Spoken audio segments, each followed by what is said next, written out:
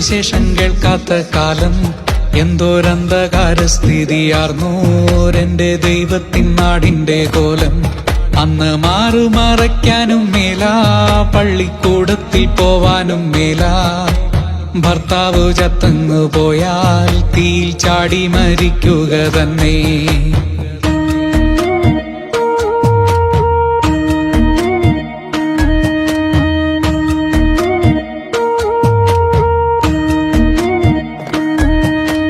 ജാതിപ്പിശാചങ്ങ് കേറി എന്റെ നാടിനെ നീറ്റിയ കാലം. പാവങ്ങൾ കണ്ണീര് കണ്ട് എന്റെ ചങ്ക് തകർന്നൊരു നേരം. ഏമാനു വേണ്ടി പണിത് പിന്നെ ഏമാനു വേണ്ടി മരിച്ച് എന്റെ ഭാര്യയും മക്കളും കൂടെ ആ ഏമാന്റെ വസ്തുക്കളായി.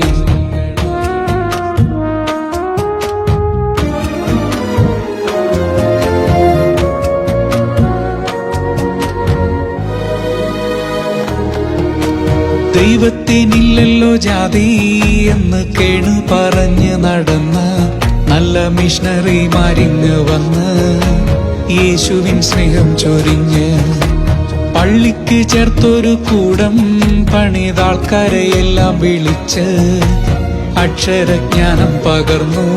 അന്ധകാരസ്ഥിതി മെല്ലെ മാറ്റി.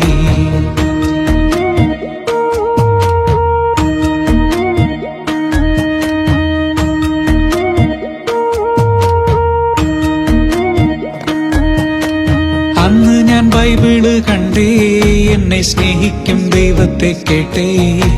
ക്രൂശിലേക്കുള്ളാലെ നോക്കി യേശു പാപം കഴുകിക്കളഞ്ഞ. എന്തൊരു സ്നേഹമിതമ്പോ, ദൈവമേശുവായി തീർന്നവനല്ലോ. എന്നെ കരുതിയിറങ്ങി സ്വർഗം വിട്ടെന്റെ പേർക്കായി മരിച്ചു.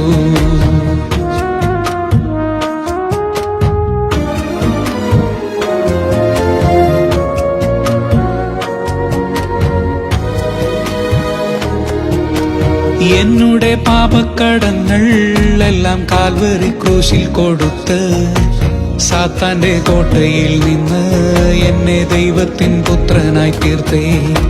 വേണ്ട നമുക്കൊരു ചിന്ത, നമ്മൾ നല്ലവരാണെന്ന തോന്നൽ. ദൈവത്തിൻ നല്ലൊരു ത്രാസിൽ മനുഷ്യരെല്ലാരും പാപി.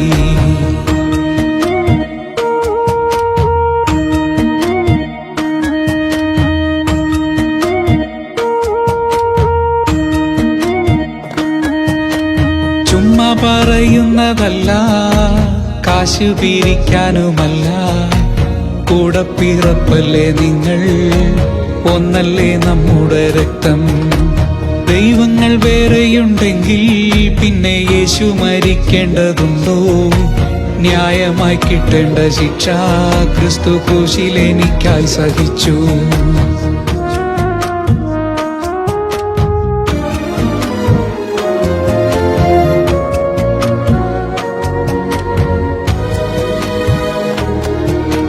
വീണ്ടും അവൻ ഉയർത്തെഴുന്നേറ്റെന്നെ കൂട്ടുവാൻ ഇനിയും വരുമേ. യേശുവേ കർത്താവായേറ്റ മക്കളെ മാത്രമേ ചേർക്കൂ. മിണ്ടാതെ എങ്ങനിരിക്കും, എന്നെ സ്നേഹിച്ച ദൈവത്തെ പാടും. സ്വർഗത്തിലേക്കുള്ള മാർഗം നമ്മ യേശുവിൽ വിശ്വാസം മാത്രം. സ്വർഗത്തിലേക്കുള്ള മാർഗം നമ്മ യേശുവിൽ വിശ്വാസം മാത്രം.